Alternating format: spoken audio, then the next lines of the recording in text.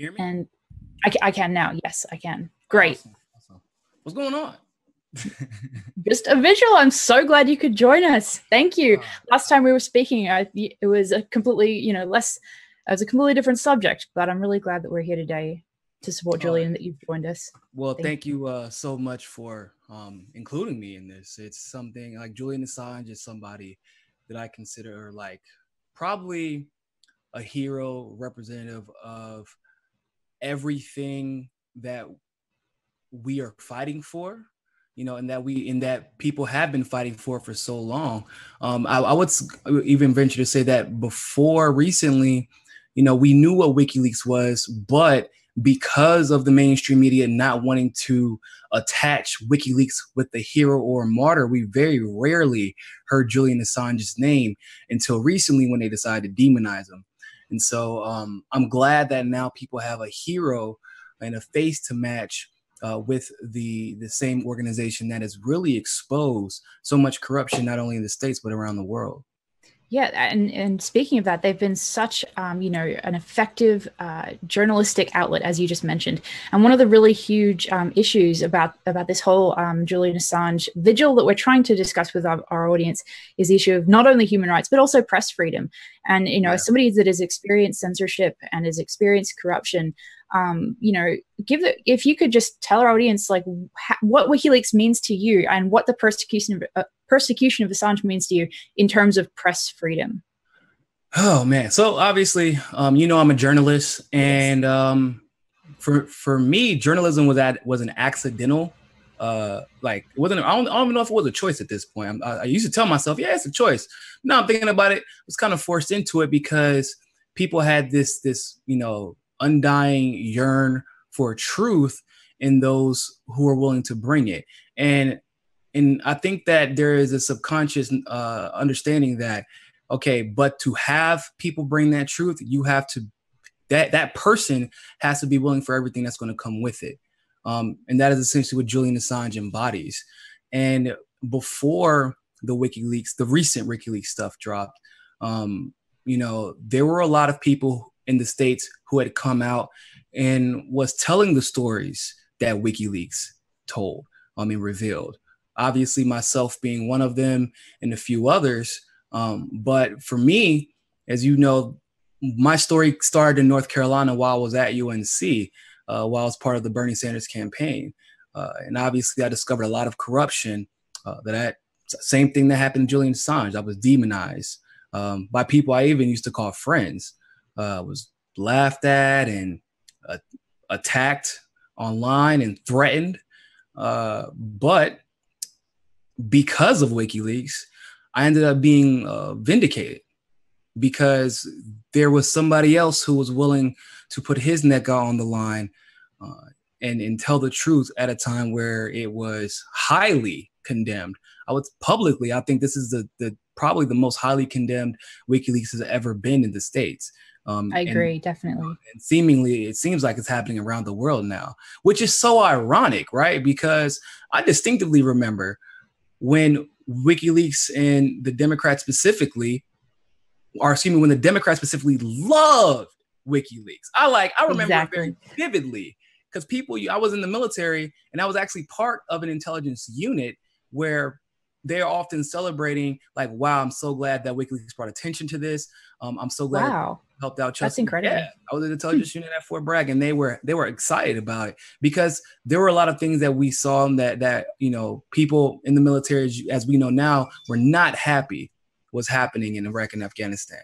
And so for me personally, Julian Assange is has almost like a personal connection to somebody I've never met, because if it wasn't for him, I'm not exactly sure if the DNC fraud lawsuit would have been as palpable as it is right now, and would have stood half the chance that it does in courts right now. I don't know if I would have been personally vindicated. I don't know if the skeptical, there are progressives who believe in truth telling, but they're very, very specific because of the stigma that comes with calling out the establishment. And so I don't know if those people would have been brought over into the light if it wasn't for WikiLeaks. I completely agree. And I think that the role that they played, like the real importance of those documents in validating the experience people had in that primary is very much, I think, underestimated. I think that without them, so much of 2016, as far as the Democratic corruption, never would have been exposed. So from your perspective as well, like when you talk about being demonized, what are some of the ways that from that perspective you feel people can help Julian Assange right now as a human being and not just as the editor-in-chief of a journalistic organization? Oh man, that's I mean this for one. Yes, that's right? Definitely. Obviously donating to the cause. Also, I would say when you write, if and when you are writing to your senators and your congresspeople, and the president, you need to appeal to the humanistic side of the situation, not just, oh, we deserve freedom of the press. He didn't do anything wrong. There is that, and that is obviously extremely true, but we know how this game goes when it comes to the United States. This isn't just happening. I mean, it's happening to Julian Assange right now, but Kim.com is also has gone through and is going through it in his own way. And so It doesn't matter whether it's legal or illegal. When they want to do what they want to do, it's going to happen regardless. So you have to appeal to the humanistic side of these government officials. And I would even encourage posting your letters and what Julian Assange's, what his efforts mean to you online, via whatever social media or Instagram or Twitter or whatever, just so people can see the effects that free speech in truth has and how valued it is. I think that's an incredible idea. And I think that's really something that people do, again, need to be reminded of, is how much of a difference, a really tangible difference it does make to express support of Julian, to retweet or to reshare, and all of that towards supportive, accurate reporting and on WikiLeaks and Julian.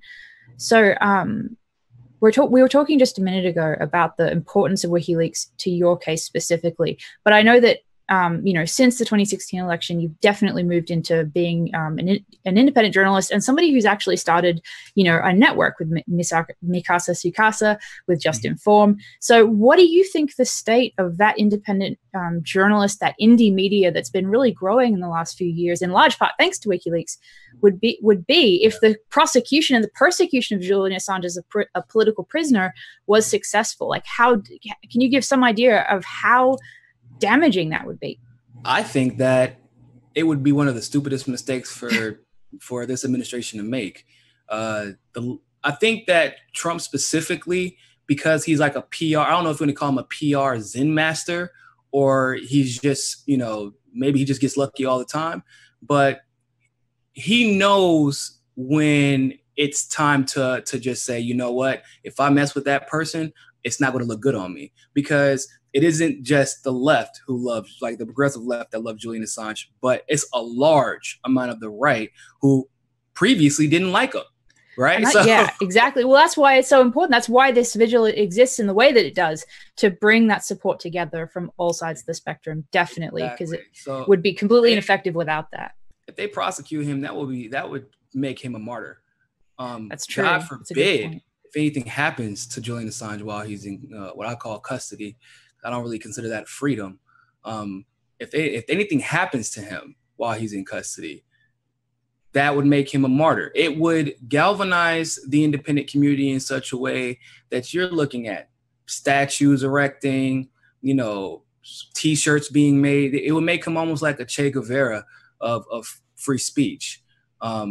It's in Che Guevara was controversial in a very similar way that Julian was, but the good that he contributed to, and the theme of unity, despite race, ethnicity, political affiliation, all of that stuff would be strong with Julian as well. So I think it would be stupid to. I don't know why they haven't just dealt with it and pardoned him. Yeah, because Trump owes a lot of his victory to Julian. Well, it's such an interesting point, too, the fact that what they're doing to him by upping this persecution, it makes it very clear that this isn't just about a dropped investigation in Sweden. This is not about skipping bail, that this is about persecuting a journalist for political reasons. It's to draw a comparison to, that many people can understand. This is exactly what's happened to Colin Kaepernick. they're making an example out of him so that nobody else dares do the same thing again. It's like, well, it's wrong that you're doing this. It doesn't matter. And it's interesting too, because in both cases you have the backlash actually, as you just said, increasing the support for them way more than the negative is able to affect them. Absolutely. If they didn't treat Julian Assange the way they did, the same they are doing, and the same way with Kaepernick. Kaepernick became the #1 jersey sold that year when he started the protests, and he was the first half of the year he was on the bench, because of political stuff, but he was on the bench the first half of that year, and he was still the #1 jersey sold. It's the same thing with Julian Assange. If you didn't treat him this way, it wouldn't force people to research his complete and total authenticity and consistency in the way he applies his ideology, which is freedom of the press, period. It doesn't matter if you're Democrat or Republican. It doesn't matter if you're in America or Ecuador. I'm going to expose you if there's something to be exposed. And that gets a lot of backlash. And I always say it's like one of those, it's a slow burning fire, because even right now, a lot of the truth-telling journalists are dealing with,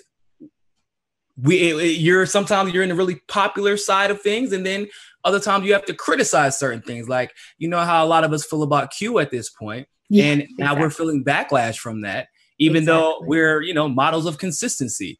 But it doesn't matter, because sometimes it makes people uncomfortable to think that they had something and then there's nothing there, and then they feel kind of like silly about it. So, but Julian Assange is, like I said, kind of representative of what we are dealing with, but at a larger scale. When you're on top, you're on top of the mountain, but when you're on the bottom, it could be bad. Absolutely. And I think an aspect of this, as far as Julian's human rights situation is concerned, what are your thoughts on this? What do you think and feel about what's happening to him right now on a human level, beyond any politics, beyond any, just forgetting WikiLeaks exists for a moment, what they're doing to him as a human being? It's infuriating. Definitely. It's infuriating. That's the only thing I can really think of to describe it. It's infuriating. It's infuriating. And I think because to know he was so celebrated, right? And then to pardon, I think Chelsea Manning didn't get pardoned, right? She got her sentence commuted. So they commuted Chelsea Manning's sentence, like the reason that she was even in the situation she was in was because of WikiLeaks. And, to claim that he is working for Russia, even though, I'm sure Russia's government has some problems with him also, because he's exposed corruption on their side as well. And then at the same time, like I said, commute Chelsea Manning's sentence and then claim that those two things are mutually exclusive. And like they continuously play the American public to demonize a man who potentially, well, I won't even say potentially, our world would look completely different right now in 2018 if Julian Assange did not expose what he did. It would look, man, there is no such thing as a North Korea deal. There's no conversation about peace. There wouldn't be a question on whether or not we bomb Syria. Like, we got to debate that. True. We got to argue that. And, Trump just got to go back and forth with his administration about that. There's no pushback on any of this stuff if Assange doesn't expose what he did in 2016. We don't know who Seth Rich is. Potentially, we don't even realize Kim.com's story to a full extent and how related his and Julian Assange's story is. And so for a person to have contributed so much to freedom, which is supposed to be the principles that the United States stands for and fights for, and to see him demonized by the same country who claims to be the flagship in those principles is disgusting. And it's like living here and seeing people, obviously a lot of people love them, but then you hear people who consider themselves progressives, which I don't really, classify as right or left. I just classify as people who believe in moving forward. To see people say, well, he's working for Russia, or he's doing, and I'm like, where did you hear that? Oh, well, this news station said it. I'm like, yeah, it's interesting. Julian Assange's name until very, very, very recently, because they didn't want you to figure out everything that he had done for the community. It's incredible the lack of evidence people will accept if it comes from a figure of authority to them, and that still happens. But on the other side, I had another independent analyst in one of the stories I wrote recently mention to me that basically they thought that right now part of what the establishment is unable to do is to adapt to what they called the wickification of our culture and of the news, because basically what they were saying, I thought it was a brilliant point, is that they've been able to, invent these narratives that are based on nothing but thin air for so long, for so many decades, until WikiLeaks comes along and the internet age comes along, and we're able to simply click on some information and debunk everything that they're saying to us. Yeah, they have not been able to adapt, and that's why you see the debunking of all of the press narratives so quickly. I would say World War, maybe some of World War I, but really World War II on. They were able to, because the only way they can get away with a lot of the stuff that they did was to literally lie. It wasn't like, oh, we're going to distort the truth. It was like, hey, Iran's president is now an Islamic extremist and a communist at the same time. It's like, and when you go do your history, you figure out like, whoa, he was actually secular, was against extremism. And then when you replaced him somehow, and this is a consistency that we see with literally almost every government that the US replaces, right? How does it, every time we replace a government, a right-wing authoritarian dictator stays in there for 10 to 15 years? It's like, I thought we just removed a right-wing hyper-religious authoritarian dictator. So why are we okay with another one then existing and we pull out of that country? Exactly. Which is a lie that we tell. And so you've seen this pattern and we've accepted it, right? Because and I am guilty of this because I'm part of the conditioning that is the United States of America. Like, we are a condition. If you lived here, you would know how bad it really is. And I remember when I finally started waking up to a lot of these things, it was a shock. It kept me up at night for almost 4 or 5 months straight as I'm ingesting this reality, because you start seeing these patterns. Yeah. And then I think that the nail in the coffin was Julian Assange. It's like, hold on. When they said WikiLeaks dropped this information, and I was like, okay, so what's going to happen next? Are we going to address it? Or WikiLeaks works for Russia. Wait a minute. I was like, holy shit, it's like I'm living in a cartoon. Exactly. Like this has to be a satire. Like, he forced their hypocrisy to show itself, and he forced their hand. It's incredible. And as you were saying just now about these narratives that were fed to us, decades ago, it has in past times before WikiLeaks existed, it took decades for people to turn around and say, hey, wait, this history that we were fed at the time was totally inaccurate. And now it's happening in real time as these narratives are being spun. And that's what's so dangerous. Oh, here's where it gets a little bit more interesting. I'm not sure how many people know about this, but did you hear about the recent announcement? Facebook is ending the trending section because nobody uses it. Apparently, that's why. Interesting. That is the stupidest thing I've ever heard before. I'm like, how do you use the trending section? You look at what's trending, and then stuff appears on your timeline. I don't know how you use the trending section. You just look at it. But here's what they're replacing it with. Well, we know people still like the news, of course, right? So we're going to give 80 publishers the ability to post breaking news tabs with their videos. Only 80. And I said, this is really curious. I wonder who's in charge of this, because this sounds kind of stupid. I don't know how they expect, because this isn't like a marketing move. Because it doesn't make any sense in that regard. So I look up who's in charge of the news products and Facebook now, and it's a young lady named Alexis Hardiman. Do you know where Alexis used to work before she came to Facebook? She was a vice president of news products at the New York Times.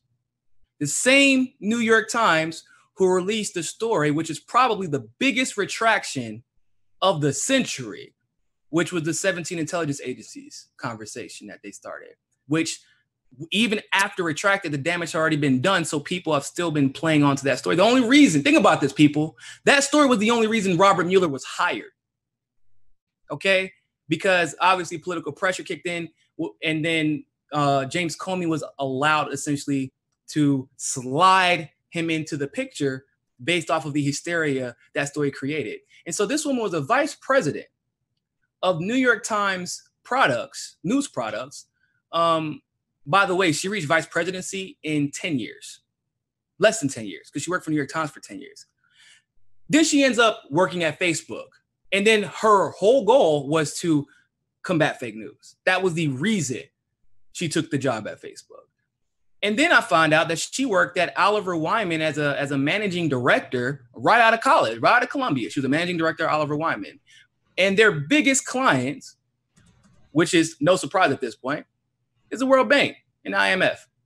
Interesting. Yeah, and I think bringing this back to Julian Assange as well, can you speak to us a little bit about, really the importance of leaving all of our politics at the door and joining this one single effort together, no matter our political differences and no matter where we come from, and that's the strength of what we're doing here, is we're trying to give people a voice on this subject that, combines massive populations through this one issue.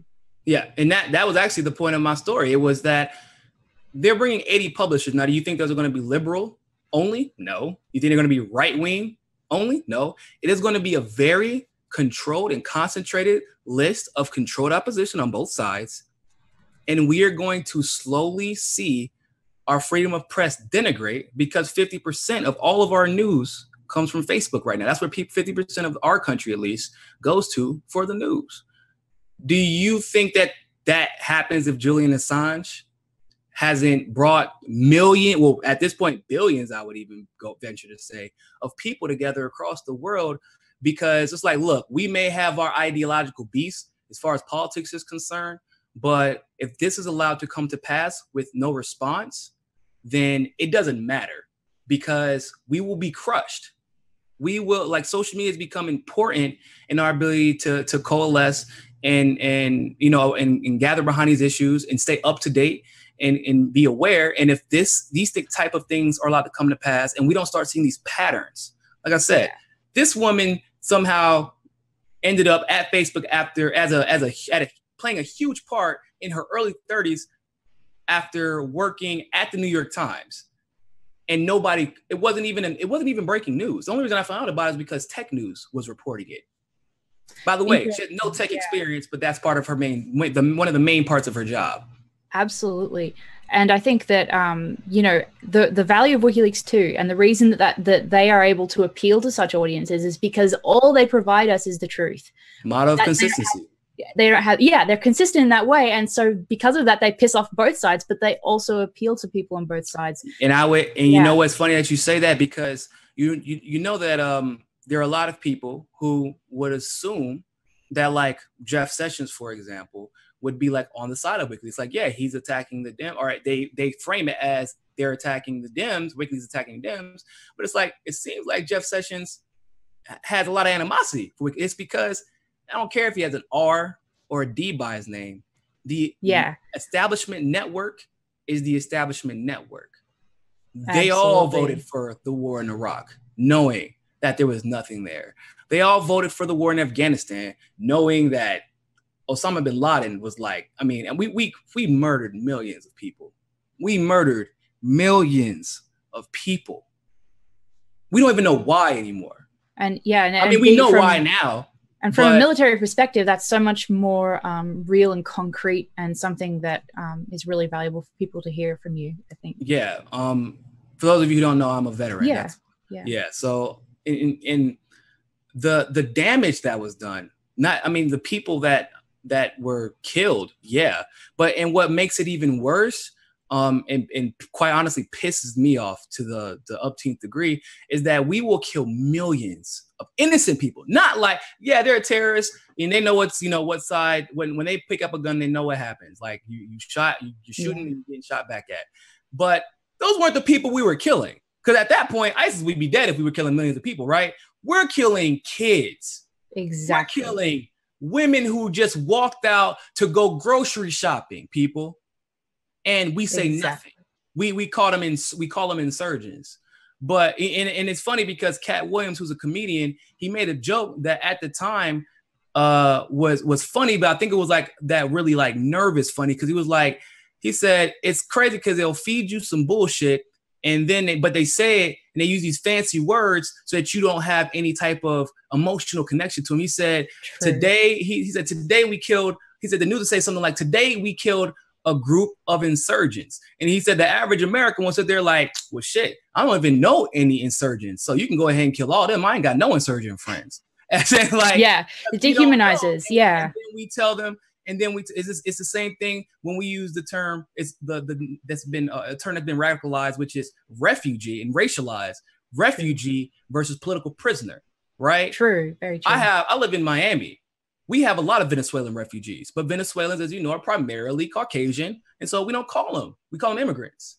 Interesting. But when we were referring to the Sudanese that we've displaced, when we were referring to the Somalians that we've displaced, and we were referring to Libyans, Syrians that we've displaced, they're refugees, which makes, you know, which adds to the idea that the facts and consistency of the facts being delivered are so important on how we perceive the world. Exactly. And how for veterans, how has the information and the evidence of war crimes that WikiLeaks has published, how does that affect, what is the significance of that for veterans who have seen this, you know, on the ground happening in real time, you know, the revelation of that publicly?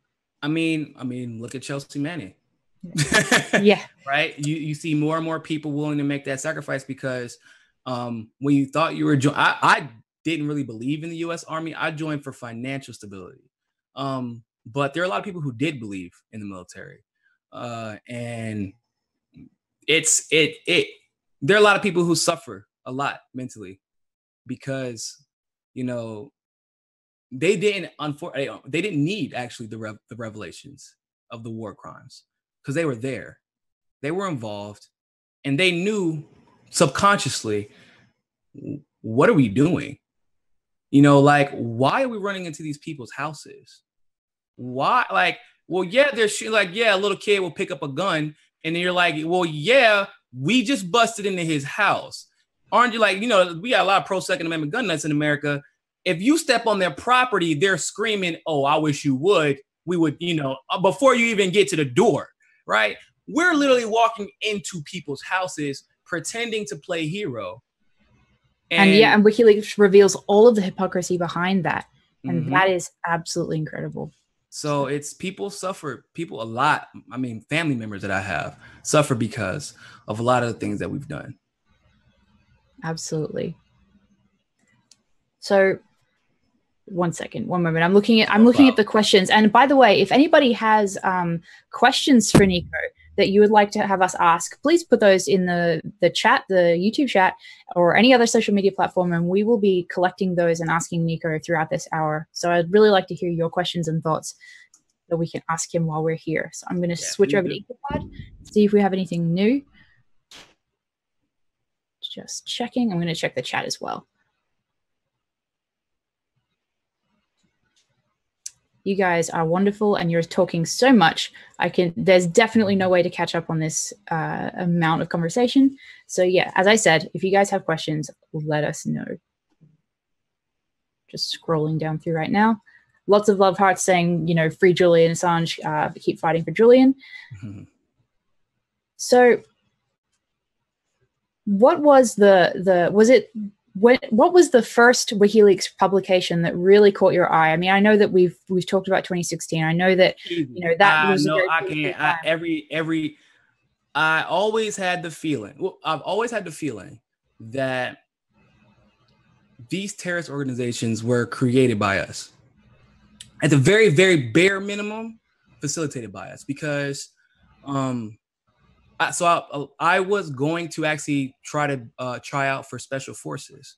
So there's very specific training regimens that you use or that you practice because it's when you're going through what's called selection, these are team building exercises that require a lot of physical concentration, obviously mental concentration, but also the ability to work together and pick up the slack for your other teammates, but make sure that you also don't contribute to, you know, bringing your team down. And when they started showing ISIS, I was like, wait a minute. I kept like rewinding it. I said, those are our training. That's our training regiments. And they were like, what are you talking about? And I'm like rewinding. I was showing my friend like, bro, isn't that selection like PT? And he was like, yeah, that's really weird. And it was kind of like right then and there, I knew I was like, are are we paying these people? And then there were like the articles that would kind of slip out, right? Over time, over like the last, 7 to 8 years, like saying there are a lot of Americans in ISIS. ISIS doesn't have a habit of killing X, Y, like, for example, like the black people that were captured, they like were releasing them. And it was kind of confusing.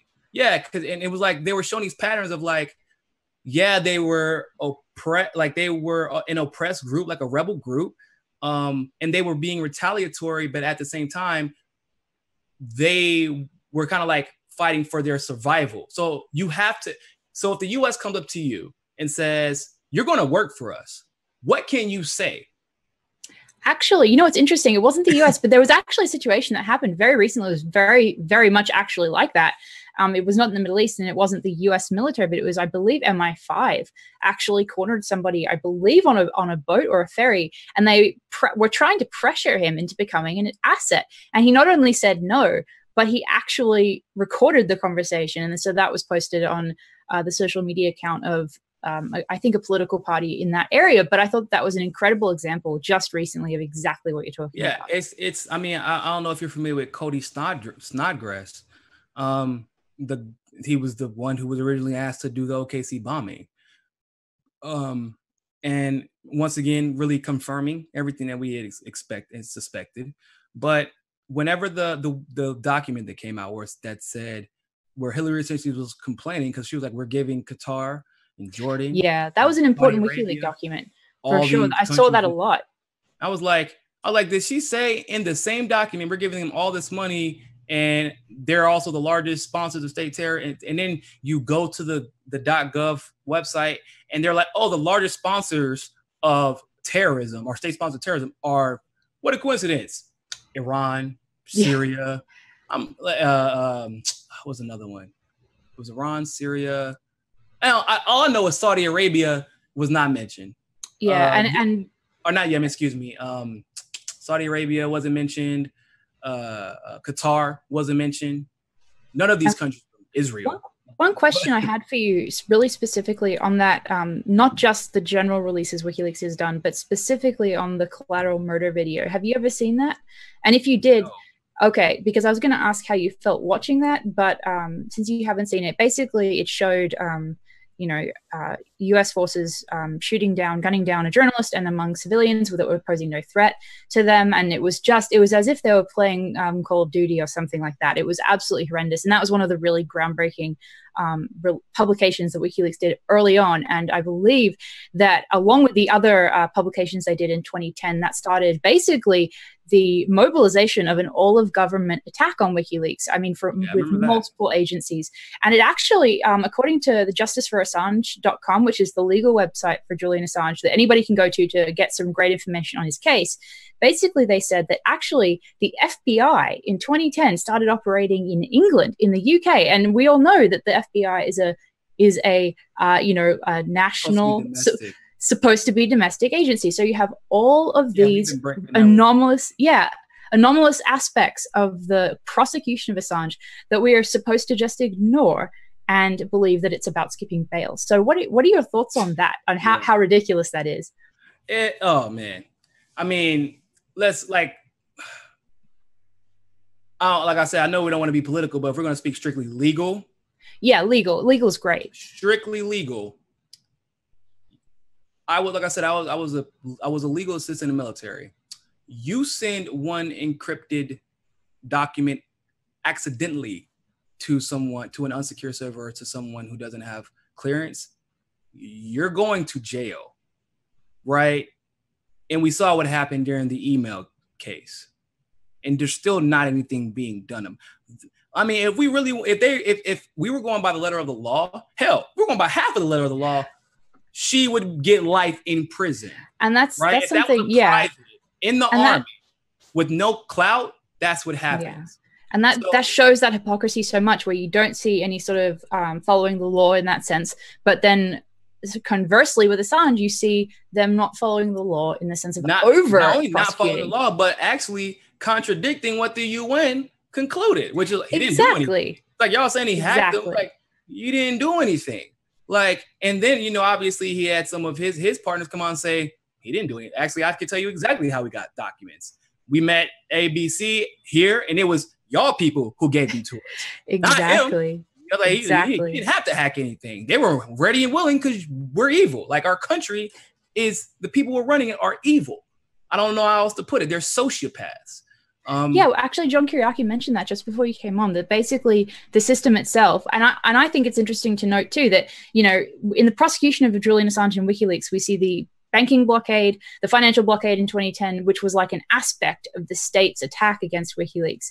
And so what you end up, what the persecution of them as a journalistic organization ends up revealing the interconnection between the financial sector, the military, and the unelected power structure associated with it, and, you know, and the media, and all of these different aspects of this same sort of edifice. And it's really interesting to have them show themselves in their attack against WikiLeaks. So, and also, I would say that Julian Assange also represents a threat of what's to come, right? So, like, not only was he obviously he created a lot of problems for the establishment currently, but what happened because of that is that people were inspired.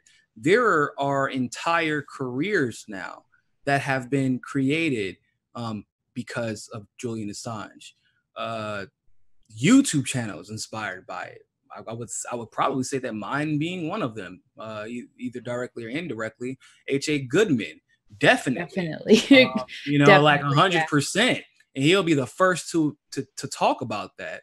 And you in part, like the definitely, absolutely, that you got, because we all were telling the truths, and now not only were because a lot of us were talking about this stuff, but it's an entirely different thing to be able to put the facts with it, verify facts, the scientific evidence, and then the people who had the suspicions were kind of like drawing out the patterns. It's like, now we're telling you we were right, and so now everybody's clicking subscribe because they're like, holy crap, like these people are right. And the news I've been watching my entire life is not only wrong, but it seems like they may be nefariously wrong. Like they were purposely lying despite having these facts. And it's not just the mainstream. We've seen a lot of or a couple of big independent media conglomerates purposely ignoring facts while trying to pretend to attack the mainstream media, right? Pretending to attack the mainstream media, but then using mainstream media sources to say, well, we know that, like, for instance, the Russia collusion with Trump is an absolute fact. It's like, okay, but what about all these facts? Well, and if you're all about justice, once again, why are you not speaking out for Assange? Exactly, completely. And I think as well, that's a pretty good litmus test. Yeah. Right? Like, I agree completely. Do you think Assange is a hero? Check yes or no. If it yes, anything other than hell yeah, then I don't trust you. I mean, it's pretty simple. I think that that's a fantastic quote. And I hope some people live tweeting that will actually put that in a quote and tweet it out, because I think that's absolutely just very, very correct and perceptive.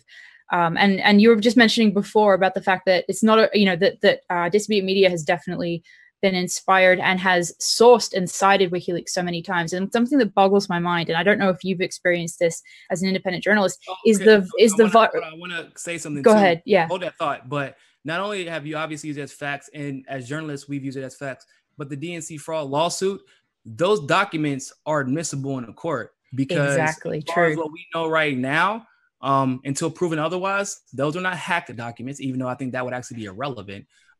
They were not tampered with in any way because they've been verified. And so now not only has Julian Assange contributed to the, changing the outcome of the election, but has attributed to, not even potentially, because whether we win or lose, the verdict doesn't really matter that much, but the exposure of what's to come. Because I fully believe that we're going to have to go to the Supreme Court. And the longer we stay in court, the more that gets exposed. Well, and the thing is too, though, and what you're saying is so true. And it goes to so many different subjects. That's the thing that distributed media has opened my eyes and boggled my mind consistently, is the fact that we have used WikiLeaks as a source and as a factual citation for so many different topics that have nothing to do with each other, that you wouldn't look at the topic itself and think, oh, that has to do with WikiLeaks. Like, it isn't in the storyline of WikiLeaks, it has nothing to do with it. But WikiLeaks documents exist that help inform those stories. And that's what's so important. It's damn near like, you know how like people like Google, you Google this. It's like WikiLeaks is the Google of anything you want to know. Exactly. That's fantastic. That's another live tweet right there. Exactly.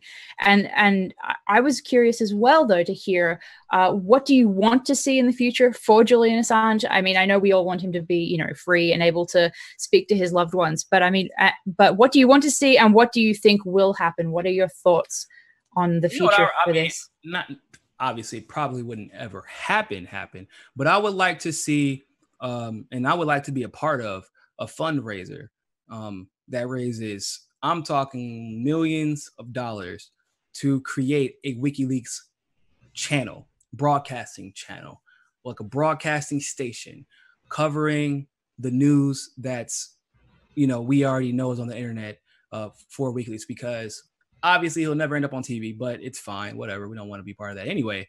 But like, the internet has become so powerful. And then obviously, you know, we have Just Inform, because, you know, to try to counteract the censorship we're seeing in social media. But we need people obviously with resources and connections to handle the broadcasting side as well. And RT has done a pretty good job of that. But I want something a little bit more independent. Even cover Assange. You're saying to cover Assange specifically. Cover Assange specifically, cover the things that they leak. Because when you have a face to match with it, and you see the sincerity, and once again, you see, because people are lazy, right? And sometimes it's just easier to watch videos, or else we wouldn't have. Yeah, I've noticed that with my own articles. Well, sometimes as well. You do an article, and then somebody do a video about your article, it would get 50,000 views, and your article would get 2,000 reads, right? So exactly. People are lazy.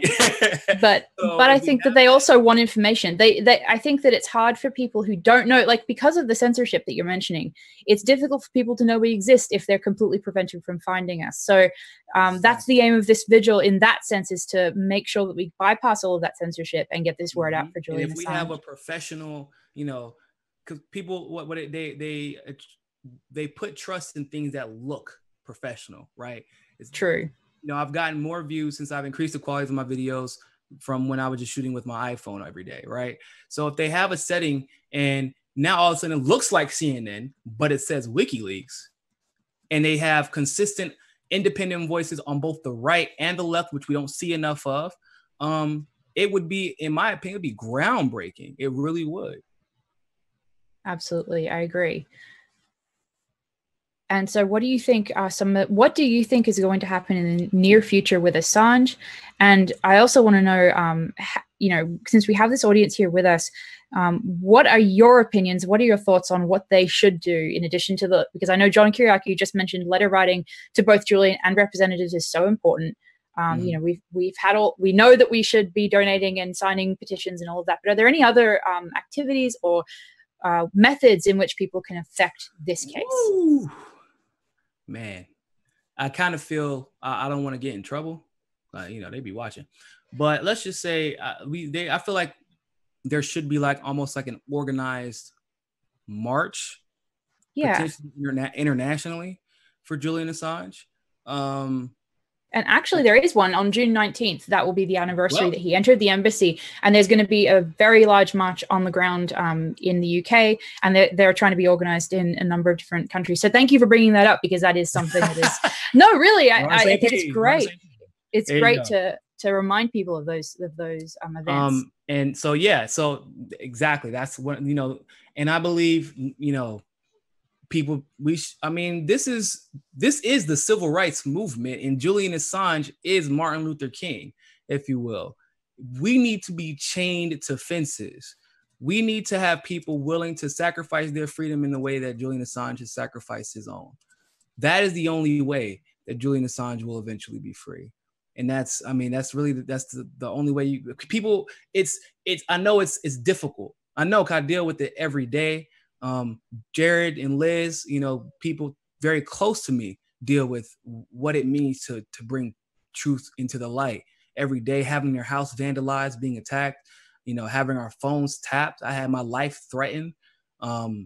We've had plaintiffs threatened, and it's difficult. to want to put yourself in that situation. But Absolutely. if you have kids, or if you have family, or you have friends, if Julian isn't successful, it could cause a ripple effect unlike you've ever seen. And not Absolutely. just when the press can't be free, then things like Flint, Michigan happens. You know, very, very good point. Yes. You know, like I said, there is no chance for peace between South Korea and North Korea. We don't, you know, we with Syria, yeah, we launched missiles at them, but it was nowhere near the wrath that was going to be felt if Trump, you know, wasn't as combative and willing to push back on that particular issue. So I'd like to come back to that point you just made, though, about people, this being the new civil rights movement and people being out in the streets and really protesting for Julian Assange. And that's, you know, do you have any more thoughts on that you'd like to air with us? Or I just feel like I said, I feel like what's happening is very emblematic of just things that we've seen time and time. I mean, like Nelson Mandela, same thing in South Africa. People forget Nelson Mandela was demonized. It's the same thing like with Muhammad Ali. I mean, obviously Martin Luther King is celebrated, but his story that's told in our general education is like half lie, half of a lie. Oh, he was just so peaceful and passive and let people beat the hell out of him and stayed in jail and let dogs bite him. And that's how civil rights were achieved. It was like, no, he was in the highways pissing people off, right? Muhammad Ali, oh yeah, he was a civil rights activist and he was a great boxer. Oh, no. Not only was he a civil rights activist and a great boxer, but he was actively speaking out against imperialism, against American imperialism. Well, and that's what we see over and over again. These huge, narrative changers who really speak out for truth against that establishment. They end up having, if they can't be silenced and if they can't, completely erase the history completely, then they get sanitized. And Susie Dawson actually mentioned that in her article about being Julian Assange, is that these people, like you're saying, like Martin Luther King, exactly, I think is the quote she used to talk about the fact that these histories are sanitized and made safe for the establishment in that way. The first person that every journalist in any J school across the world will learn about Julian Assange. Because whether you agree with him or disagree with him, freedom of the press is the most important thing to making sure that the issues that either side of the political fence deals with are dealt with and people are made aware of them. So that is civil rights. We don't have a civil rights movement without freedom of the press, essentially, right? So, yeah. I completely agree. And I think that without the information that WikiLeaks publishes, there's no way to address that, that singular entity that we're all up against. And again, I know I'm repeating myself, but in coming back to the whole reason that we're doing this vigil together from different sides of the spectrum is also because it's the only way to reflect and to actively push against a system which is united against all of us equally. So they don't just attack Republicans or Democrats. They are attacking all of us through their persecution of Assange and WikiLeaks and in a million, huge constellation of other ways. But so that's why this vigil is important, in order to bring everyone together in a unified... I also want to make a point, because people, they do tend to idolize and worship political figures, right? And celebrities, political, everything. And I idolize Julian Assange, but it isn't, and I think a lot of us do, but I don't think it's for the same reason that someone would idolize a Trump or a Bernie Sanders or a Hillary Clinton, right? They idolize them because of what they think they are going to achieve, or what they perceive them representing. But it's not a perception of what Julian Assange, is about. It's not like what we think. It's like, no, his whole thing is, I don't really care who you are, where you're from, what country you're from, what government you're from. We're freedom of the press, period. Exposing corruption, period. Exposing, absolutely. And he proved that, right? He exposed the right, and it was yay from the left, right? Yeah, exactly. And then when he exposed the left, it was a huge uproar, because we all know that, at least in our country, I can't speak for every country, but I know in our country, the neoliberals are merely controlled opposition. They are conservative. Okay. I don't want to make any. That's that. Well, that's that unity, the unity of that structure. It doesn't, the political parties in that sense are not different, and that's exactly. And so when the neoliberals get exposed, because it's one thing when the right gets exposed, it's like, okay, whatever. They were already disliked heavily when they were getting exposed anyway, right? But whenever the Obamas of the pretty smiles that hide behind, that are the drones that hide behind pretty smiles, right? When the Hillary Clintons of the world, because Hillary Clinton and her involvement, or the foundation's involvement with so much international corruption, that it didn't matter if you're on the right or the left, everybody mutually benefited from it. When those things start getting exposed, because they have those behind pretty faces and nice words and feel good stories. Well, and one thing everybody starts fighting. That goes to a point John Kiriakou made just recently, and that, well, when he was on our show. Oh, sorry, I've lost my train of thought. Don't mind me. Continue on your thought. And we have 5 minutes left in this segment. Are there any more thoughts you want to share about what WikiLeaks means to you, what Julian Assange means to you, and anything else on that front? So, as we started Just Informed with myself and then Tim Black and Suzanne Murphy, and the reason that it really all started was because Suzanne found me whenever I first exposed everything in North Carolina. Nobody knew the hell I was, and half the people who knew who I was thought I was crazy. And the only reason Suzanne had so much faith in me was because of the integrity that's in the behavior that I emulated, from Julian Assange. I didn't even know he was representative of at that time, right? Yeah. I was calling out corruption. And then when I had to make that decision that I feel like almost every journalist in their career has to make at some point, it's like, okay, if you're going to call out corruption here, are you going to call it out when it could mean that you're not going to be supported anymore? Exactly. That is a huge issue. Definitely. And I did. And it was this, and the same, the premises and the analysis was the same. It's like, look, if we're going to do this and hold these people accountable for this, we have to do that on the other side of the fence, or else we're just going to end up in the same position. And so that consistency is almost like it became a template for her, and then for myself, and then for Tim, and then for you, and then Caitlin Johnstone. Exactly. Yeah. And it became at that point so much easier for all of us to see where anybody's where their goals are, right? What they hope to achieve by practicing journalism. Because truth telling, it's when you're really doing it, it's not profitable, people. It's really exactly not. That is such an important point. No, it really is, because it's easier, as you're saying. No, I think it's really important point that people understand that when you speak about an inconvenient topic that your audience may not agree with, but is the truth, you're actually going against your financial interests if you're truly independent and you're not being sponsored by a big corporation, exactly. Blah, blah, blah, blah. So that is a difficult...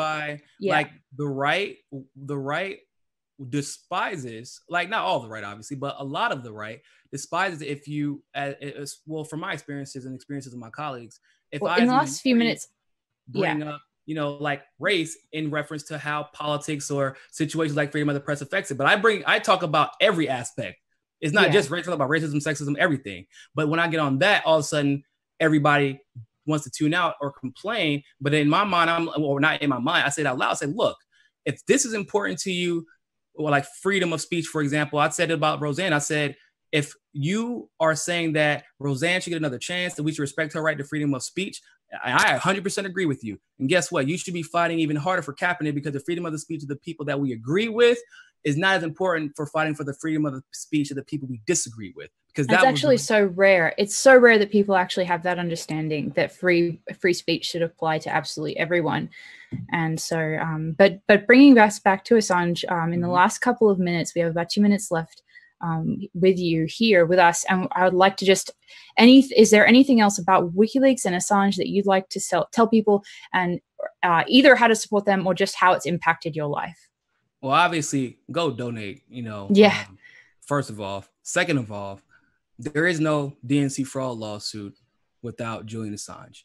It probably would have been nipped and tucked immediately dismissed if it wasn't for Julian Assange. And all the things that we know he's done for the world, and all the sacrifices that we know that he's done for the world. Imagine all the things that we don't know he's done, and the things that we don't know he's going through. He will never be able to have the family that you have in your home right now. He will never be able to have the jobs, the 9 to 5. I get to go. I had the comfortability to know I get to go home or go to work, come home. My paycheck's there every day. I'm going to have dinner on. I know what I'm doing the next day. I know what I'm doing the next week. He doesn't even know if he's going to be able to live until 75 in his own home in a little college in Australia somewhere. Like, that is huge, people. Absolutely. Consistency in life is very undervalued until you don't know every single day. Until like that, people in jail, for example, that are on trial, you don't know. Yeah. It's pretty much like us in jail on awaiting a trial that should never have existed every single day. He doesn't know if one day he may be victim of a false flag, like, oh God, what a surprise. The Ecuadorian embassy just blew up somehow, which never has happened ever in history. But this time it happened to be where Julian Assange was. Like, he doesn't know, and he's not stupid. What we know, he knows infinitely more about. It's got to be scary. And that uncertainty is even worse now. Yeah, because he's been silenced. Just think about that. If you ever considered like just being inactive and cheering from the sidelines, I urge you to think about how you would be affected by that situation. And wishing that people would be active in the fight for Julian Assange instead of cheering from the sidelines. Thank you so much. I think those sentiments are absolutely, completely perceptive, important, and I hope that our viewers really take them to heart. And thank you so much for joining us. It's been a pleasure to talk to you. I'm so glad you agreed to participate in this vigil. And oh no, it was my pleasure. Thank you. Thank you so much. And if can you throw people where they can reach you on social media and all of that, and please also remember, everyone, as we go into our next segment, please remember to go to IamWikiLeaks.org and donate, and Justice for Assange, and donate to his legal defense fund. But if you'll just leave us with where people can find you. So if you want to go find me on Twitter, it's at Niko, Niko CSFB. C as in cat, S as in Sam, F as in frog, B as in boy. So Niko CSFB. My name is spelled Niko, not Nico. So no, your name is one letter off from my mother's name. That's hilarious. But yeah. Oh, nice. And on Facebook, if any of you are there still, it's Niko, Niko D House. And then on YouTube, you can type in my name, Niko House, or MCSC Network, as in Mikasa Sukasa, MCSC Network. You can find me there as well. And find me on JustInform, justinform.com, which is JUSTNFORM. You can look me up by Niko House.